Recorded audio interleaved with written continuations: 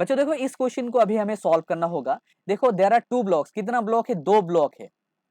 एक ब्लॉक पे मास है 2 kg और दूसरा जो ब्लॉक है वो है 3 kg। दूसरा टू ब्लॉक्स आर देयर ना।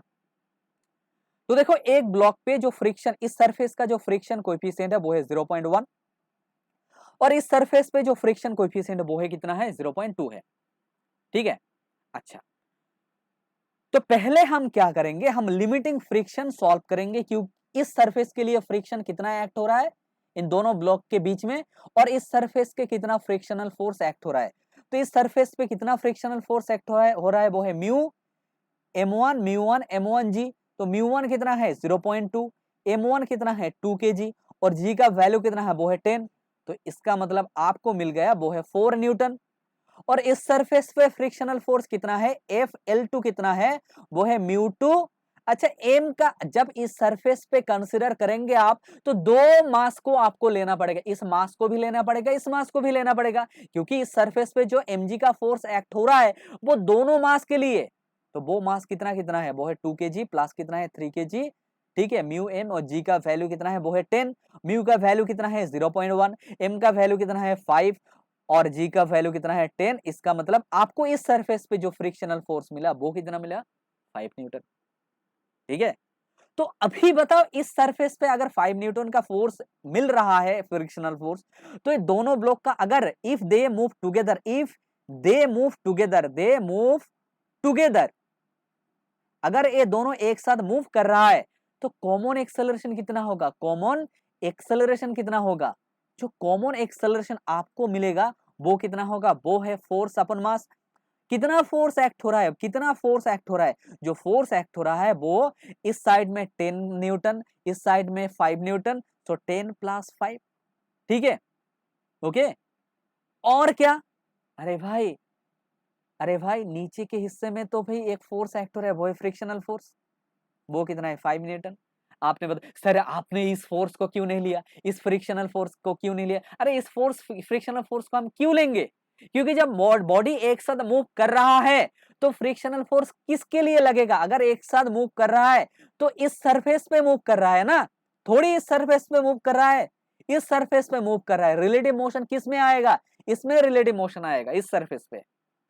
बाई कितना है? टोटल मास है, टोटल मास कितना है? 2 + 3, 2 + 3 इसका मतलब 5। तो ए आपको मिल गया वो है 10/5।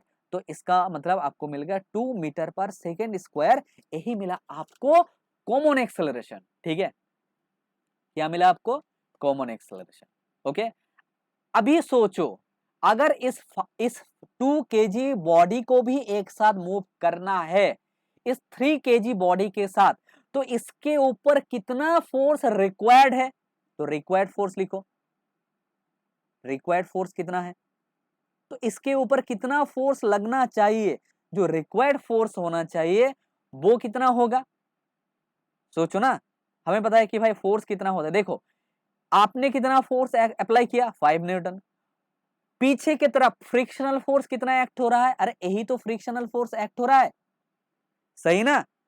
जो पीछे की तरफ आपका आपके लिए फ्रिक्शनल फोर्स एक्ट हो रहा है वो कितना एक्ट हो रहा है? सोचो। ठीक है,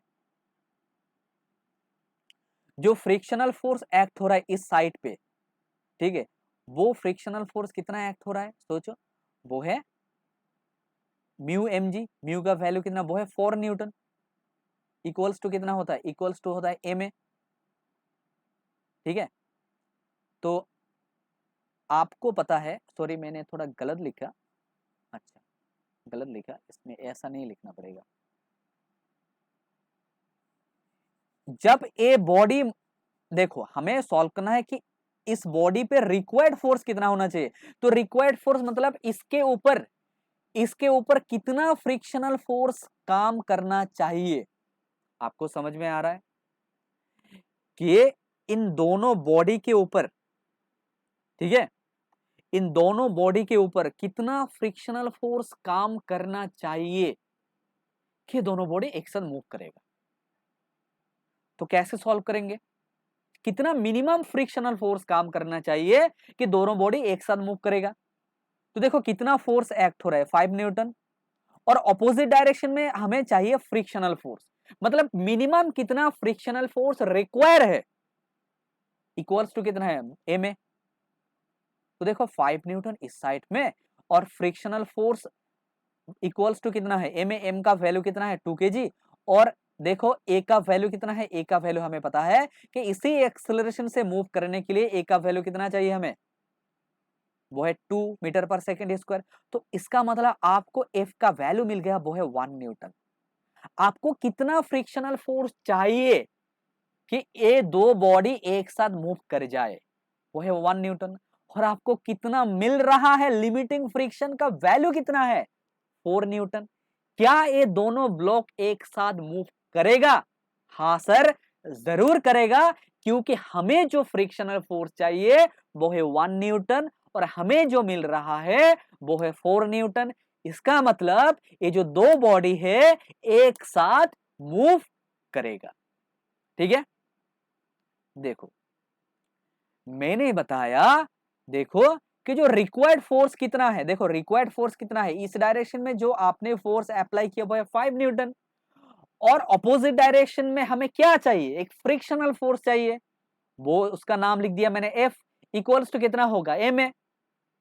पहले वाला जो जितना भी पहले हमने क्वेश्चन सॉल्व किया उसमें क्या था, उसमें ये जो सेकेंड ये जो फर्स्ट ब्लॉक है ना, इसमें फोर्स एक्ट नहीं हो रहा था, फोर्स एक्ट हो रहा था हो सके इस ब्लॉक में और हो सके इस ब्लॉक में, लेकिन साइमल्टेनियसली एक साथ फोर्स अप्लाई नहीं हो रहा था। इस टाइम में प्रॉब्लम क्या है, एक साथ फोर्स एक्ट हो रहा है दोनों ब्लॉक के ऊपर। ठीक है, तो आपको मिल गया कि भाई कितना रिक्वायर्ड फोर्स चाहिए 1 न्यूटन और हमें कितना फोर्स, लिमिटिंग फ्रिक्शन का वैल्यू कितना है 4 न्यूटन, मतलब एक साथ